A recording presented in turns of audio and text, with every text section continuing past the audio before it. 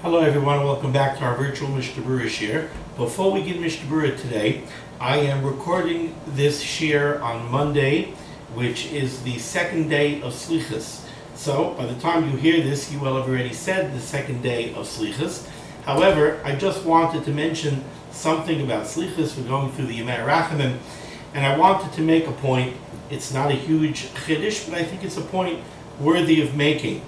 When we say Slichas before Rosh Hashanah, we have to know what it is that we're trying to accomplish. I remember when we were learning Hilchos Rosh Hashanah, and we learned the halachas of Slichas, and we said that before Rosh Hashanah, before the Yom Adin, the minig is to get up hashkama and to be mispalel. And when you think about Slichas, I think the tendency is to have a mindset. We're coming to the Yemei Hadin, we're coming to Rosh Hashanah, Yom Adin, Yom Kippur, day of Slicha and Kapara, and we're all worried. We're coming to the Yemei Hadin. We want to ask the Rabbanan Shalom for Rachmanas. We want to ask the Rabbanan Shalom for Rachamim. We're going to come, we're going to ask the Rabbanan Shalom, Uchsayiv l'chaim tovim kol b'nei brisecha. Every one of us has bakashas that we want to make, especially nowadays with so much going on. Come, Avinu Malkeinu, Shlach Refuah Shalema L'Chaylei Amecha. We ask the Rabbanan Shalom for Parnasa V'Chalkala. We ask the Rabbanan Shalom for so much. There's so much that we need, and so much we want to approach the Rabbanan Shalom and ask the Rabbanan Shalom to have Rachmanas on us, give us Slicha and Kapara. So the default mindset is that the reason we're saying Slichas is because the Yom Adin is approaching, and we personally need to ask the Rabbanan Shalom for Rachmanas, and we might be very focused on our individual needs. And yet, I think if you take a look at Slichas, and you really pay attention to the words of the Slichas, that doesn't seem to be the thrust at all. We have to realize that every single one of us, we are much greater than the single entity that we are. Every one of us, every Yid, every Yisrael, is a cog in a wheel. We're a part of something much greater than ourselves. We're a part of a Klal Yisrael. What is a Klal Yisrael? The Rabbanan Shalom tells us that we're an Am Segula v'Goy Kadosh, Mamleches Kaihanim. We're a treasured nation to the Rabbanan Shalom. We're an Am Segula. Our value is not our significance, our value is not the individual person that we are, as much as that we are part of a much greater whole, that we're part of Klal Yisrael. And that's true when it comes to the Yemei Adin as well. If we approach the Yom Adin only as an individual, even if we approach the Yom Adin not just as an individual, but an individual that's part of a family, an individual that's part of a chabura, an individual that's part of a kehillah, and we come to the Rabbanan Shalom and we mispal to the Rabbanan Shalom only for our personal needs, for the needs of our family, for the needs of our immediate surroundings, the needs of our kehillah, of our chabura, then I think we're missing the point a little bit.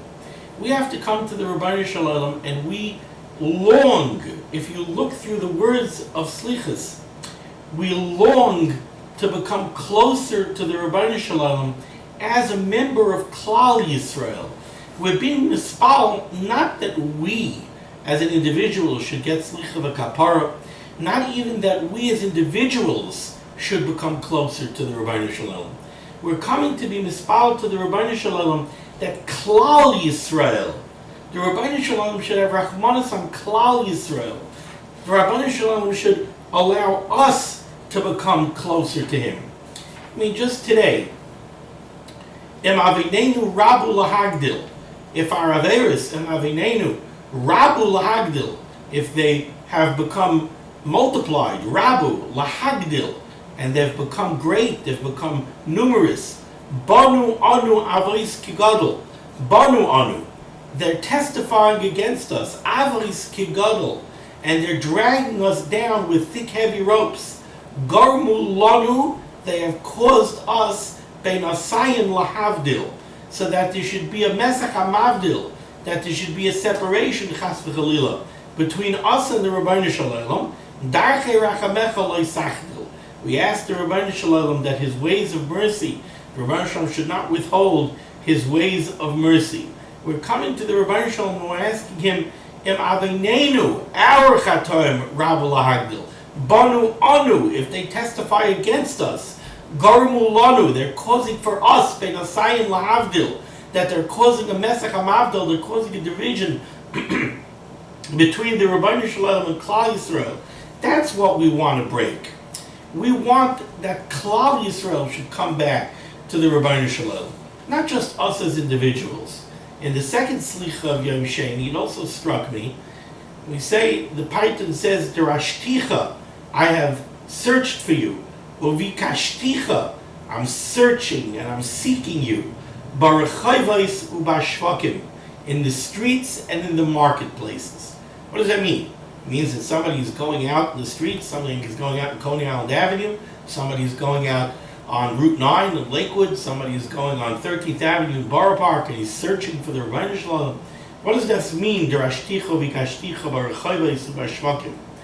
I think what it means is, we have to realize that if we have a true yearning for the Ribbono Shel Olam, we're supposed to be yearning for the Ribbono Shel Olam at all times. We're not only searching for the Ribbono Shel Olam when we get up early and we go to shul and we say slichas. We're not supposed to only be yearning for the Ribbono Shel Olam when we go to the Beis Medrash at night and we chap a 45-minute or an hour daf yomi shir. We're not supposed to be searching for the Ribbono Shel Olam only when we get to sit down by the computer and listen to the Dirshu Mishnah Berurah shir. We have to be searching for the Ribbono Shel Olam barachayvos ubashvakim. We have to be searching for the Ribbono Shel Olam when we're at work. We have to be searching for the Ribbono Shel Olam when we're busy and we're going out shopping. Our entire life is supposed to be centered around searching for the Ribbono Shel Olam. A Yid has to live with the recognition. If we're living in Galus now, we have to be living with the recognition that things are not the way they're supposed to be. We have to be living with the recognition that we have become distanced from the Ribbono Shel Olam. And we want that to go away. We want that Mesach HaMavdil, that curtain, that divide that separates between us and the Ribbono Shel Olam. We want that to be drawn away. We want it to be taken away. And we want to become closer to the Ribbono Shel Olam. But that has to be central to our lives. Not just something that we think about when we're saying slichas, not something that we just think about by Aseres Yemei Tshuva, not something we only think about when we're davening Musaf on Rosh Hashanah and when we're listening to the Shofar. This is something that has to be central to our lives. We have to be searching for closeness with the Ribbono Shel Olam. So the two takeaways that I would say over here are that one, we have to realize what it is that we're being mispal for. What we want from the Ribbono Shel Olam is not just that the Ribbono Shel Olam should give us personally a good gzeir. What we want from the Ribbono Shel Olam is that the Ribbono Shel Olam should take Klal Yisrael back. The Ribbono Shel Olam should take Klal Yisrael back as a mamleches kaihanim v'goy kadosh. The Ribbono Shel Olam should bring the Gula Shlema. He should bring us to Bias Gal Tzedek. We should have a Beis Hamikdash. We should be back in Yerushalayim. We should be back in Eretz Yisrael. And we should have korva. We should have closeness with the Ribbono Shel Olam as Klal Yisrael. That's what we're being mispal for during the Yemei Slichas, during the Yemei Rachavim. And the other thing is that this is something that has to be central to our lives. It's something that has to be on our minds all the time. It's something we have to live this way, no matter what it is that we're doing. Not only when we're davening, not only when we're learning, but even when we're comporting ourselves in business, even when we're going shopping, even when we're busy with mundane activities. We have to have a mindset of this is what we want. Ich bin a Yid. I'm a Yid, and I want korva, I want closeness to the Ribbono Shel Olam. Okay. Welcome back to our virtual Mishnah Berurah shir. We're holding Mishnah Berurah Chelik Vav, and Mir Hashem today we will be learning Daf Kuf Gimel Amud Beis. We are continuing to learn Hilchos Sukkah. We pick up today on Kuf Gimel Amud Beis, Siman Taf Reish Lamed Tes Sif Beis, where we're talking about the mitzvah saseh to live in the Sukkah. Like we said yesterday, Teishvu Kein Taduru. The mitzvah of Sukkah is that we're supposed to be dar in the Sukkah, like the Mechaber said in Sif Aleph. Kederek shu dar bebeisai b'shar yemais hashana. V'dor b'sukkah kol shivas hayamim. This person is supposed to live in the sukkah. So on that note, the Mechaber says in Siv Beis, Oichlim v'shoisim v'yeshenim b'sukkah kol shiva. We're supposed to eat, drink, and sleep in the sukkah all 7 days of Sukkot. And right away we see the Mishnah Berurah, Ois Katan Yud, who says kol shiva, all 7 days. Ayin l'kamon Siman Tafresh Samaches. The Chavetz Chaim sends us to Siman Tafresh Samaches Sif Aleph, where over there the Mechaber is going to discuss the halacha of Shmini Atzeres in Chutz La'aretz and how we have to eat in the Sukkah on Shmini Atzeres in Chutz La'aretz as well, because of Sveika D'Yoma, maybe what we call Shmini Atzeres is really the 7th day of Sukkot, and we still have a chiyuv of Sukkah. So again, we're supposed to eat, drink, and sleep in the Sukkah all 7 days of Sukkot, bein bayoim, bein balayla, both during the day and at night.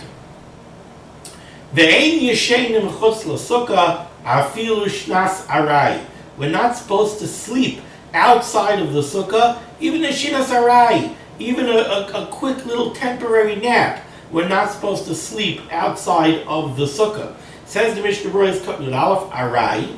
Why is this true? Why is it that you can't sleep a shinas arai outside of the Sukkah? We're going to see that you can eat an achilas arai outside of the Sukkah. You can have a snack outside of the Sukkah, as long as it's not an achilas kva, as long as it's not a kavuadik, a meal. If there's no permanence to it, if it's not an established meal, if it's just a quick snack, you can eat outside of the Sukkah. And the Mishnah Berurah is going to explain the reason for that is because a snack is not considered chashuv. It's not chashuv enough to require sukkah. So how come a cat nap requires a sukkah? A cat nap is not a sheet of kva.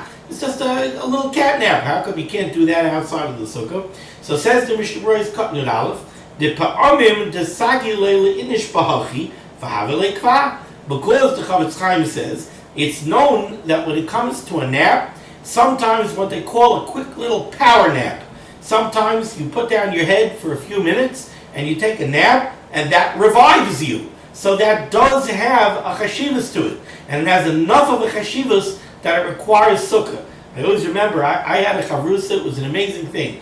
I would learn with him during morning seder, and he was a big Eloi. I would learn with him during morning seder, and sometimes in the middle of morning seder, suddenly, he would be in the middle of saying a taisvus. Suddenly he would say, I have to put my head down for a few minutes. He would put his head down, and he would be out for 5 minutes. And then after 5 minutes, he would pick up his head. He's all refreshed and raring to go. For the next 2 hours, he's fine.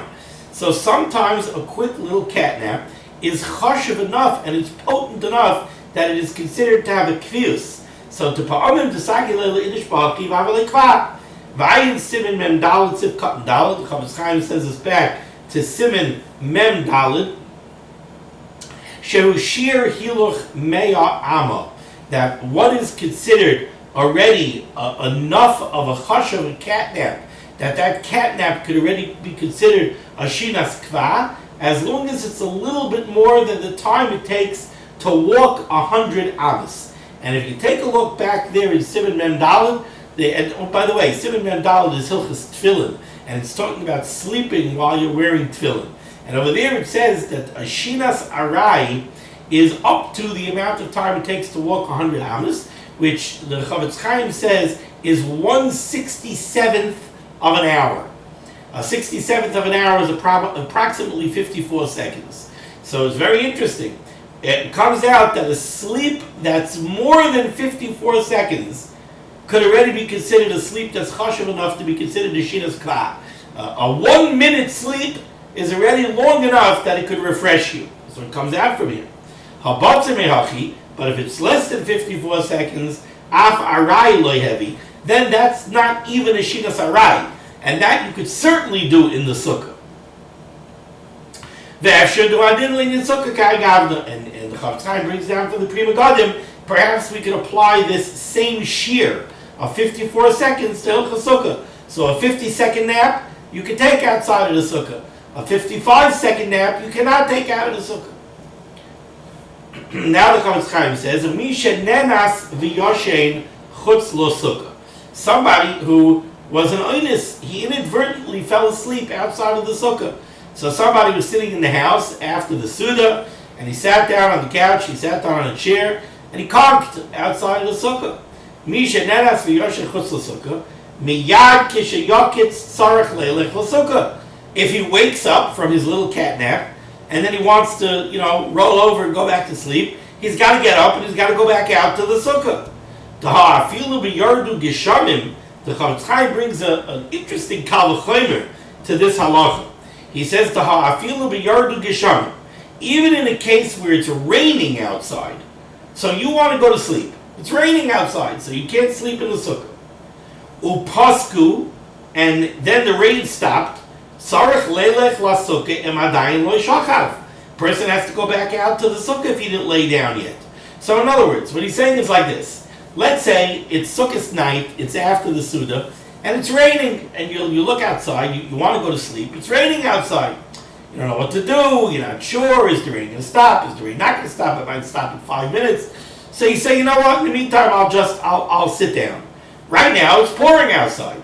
So a guy sits down in a chair by the dining room table, inside, and right now it's pouring outside, and he falls asleep. Then he wakes up a half hour later. He wakes up a half hour later, and he sees through the window that it's not raining outside anymore. He's mechuyev to get up and go to the sukkah. He can't just go to bed. If he didn't go to bed yet, he's mechuyev now to go to the sukkah. So certainly, says the Mishnah Berurah, in this case, this person, when he sat down in the dining room chair, did he have a chiyuv sukkah? No, it was raining outside, so he had no chiyuv sukkah. So when he sat down in the dining room chair and fell asleep, he did it 100% beheter. He had a heter to sleep inside. He wasn't mechuyev to sleep outside. It was pouring outside.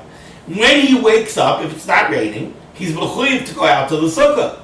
So kal v'chomer certainly, says the Mishnah Berurah, somebody who had no heter to sleep inside, somebody who came into the house, sat down by the dining room table while it was perfectly clear outside, and he fell asleep by the dining room table. When he wakes up, he's zicha mechuyev to go out to the sukkah. He fell asleep inside the house without a heter. The first fellow, he fell asleep inside with a heter. It was raining outside, and yet when he wakes up, he has to go back out. So this fellow who fell asleep without a heter, he certainly has to go back out.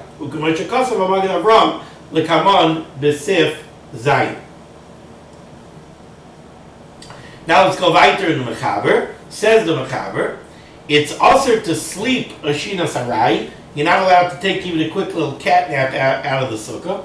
However, muter lecha l'achilas sarai chutz l'sukkah. You're allowed to eat an achilas sarai.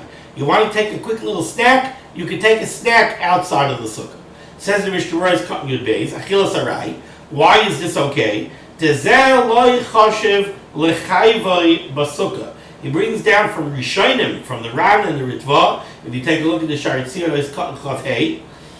He brings down that a snack is not choshev enough to be mechayev you in sukkah. Daf bebeisai matzei shoichal arai chutz lebeisai. Somebody eats achilas arai out of the house too. Somebody has to go out of the house for something. He might stick something in his pocket, a quick snack in his pocket, and while he's out and about, he'll eat a quick snack outside his house. But lunch, he plans on being home for lunch. Lunch is already an achilas kva. For that, you generally do that in your house. You don't do it outside of your house. But a snack, you will eat outside of your house. So therefore, you're allowed to have a snack outside of the sukkah as well. Like we say, Teishu came to Duru. The chiyuv of the sukkah is you have to use the sukkah the way you would use your house. For who adin, similarly, says the Chavetz Chaim, shemuter litaim es hatavshil.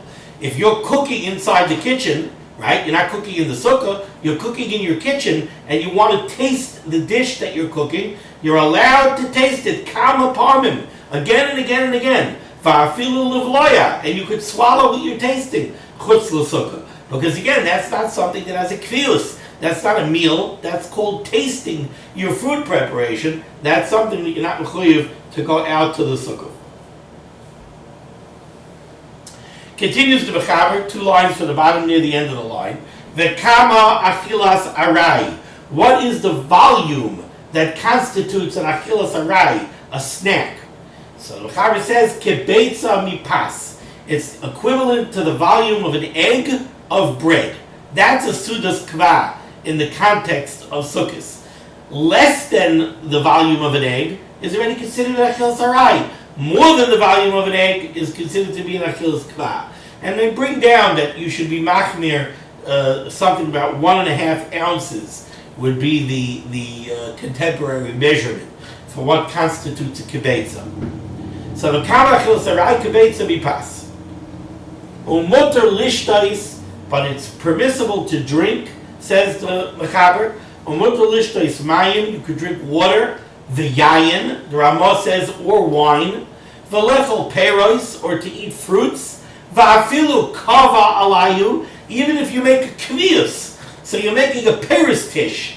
You know, you're putting out, you have maybe some friends, and you're putting out a beautiful fruit platter, and you have little fruit plates, little dessert plates, and fruit knives. So you're mamish making a kvius. You're sitting down and you're making a little peris suda. It doesn't matter. Even so, va'afilu kava alayu, chutz l'sukkah, you could do this outside of the sukkah. Says the Mishnah Berurah is cutting your gimel. Mayim v'yayin, you could drink water, you could drink wine. V'lechel peros, you could eat fruit. V'afilu kava alayu, even if you make a kvius on the yayin or on the fruit, you still could do it outside of the sukkah. Hatam, the rationale is, says the Chavetz Chaim, the achila is peros, when it comes to eating fruits, afilu harbe b'kvius, even if you eat a lot of different fruits, and you're taka being kaideya, you're sitting and you're making a distinct meal, kind of, out of these fruits, chashav rak achilas arai de pas. It's true that this might be an achilas kva of peros, but an achilas kva of peros does not meet the bar of an achilas kva that's mechayiv you in sukkah.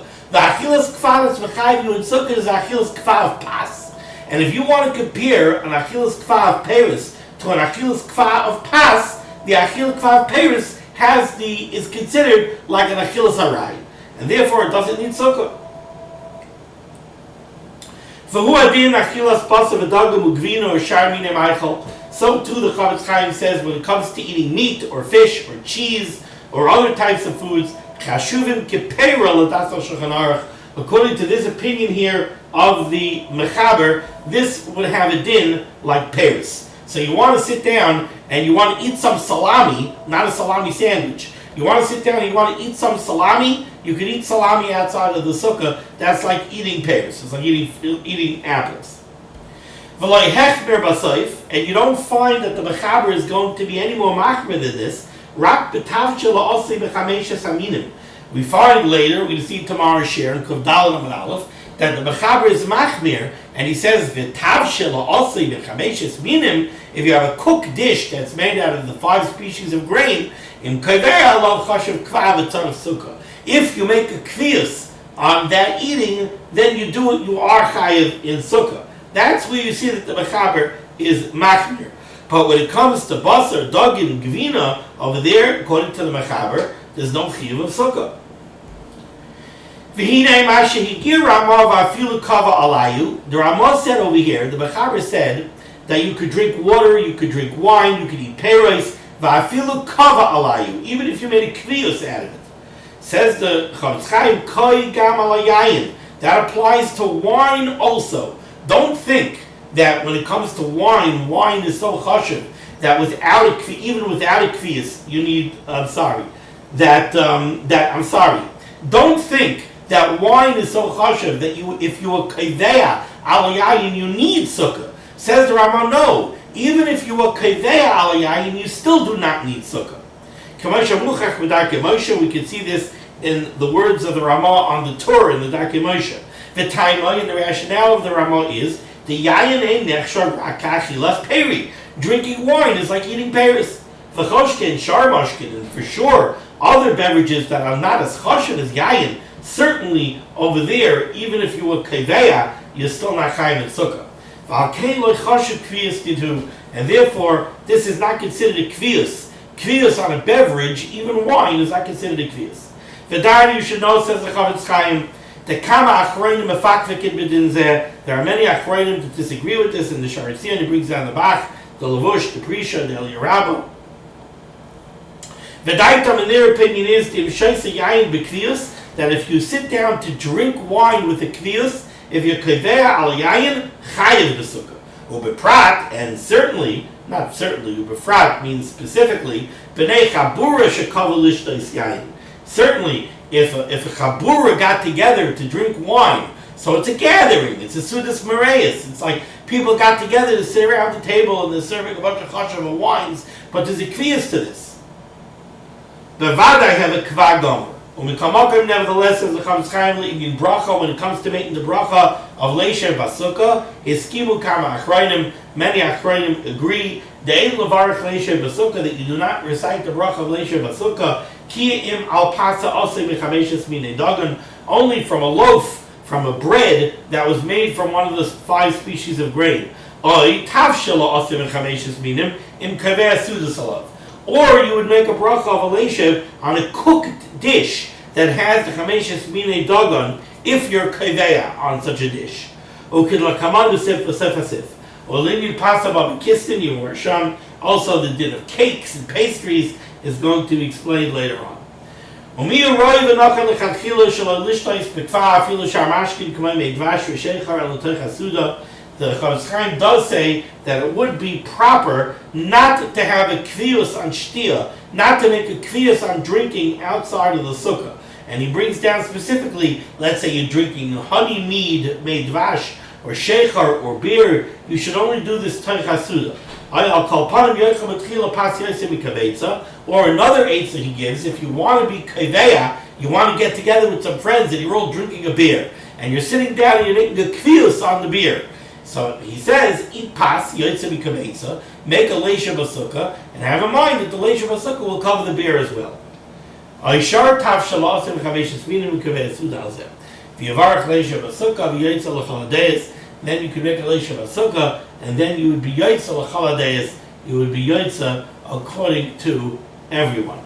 Okay, a little bit of an abridged share today. We're going to stop over here at the end of the page. We'll continue next time, Yisrael Hashem, with the top of Kuf Dalal Amud Aleph of Misha Yachmir Al Atzman. Okay, thank you so much for joining me for Limud HaTorah. Discussing Limud HaTorah should be making against Klal Yisrael. The Rabbi Shalom should say Yeshua Sefus HaParnas is all those in need, and we should be zeichet to see the BSK Al Tzedek and the Harav Yameinu Amen. Be well.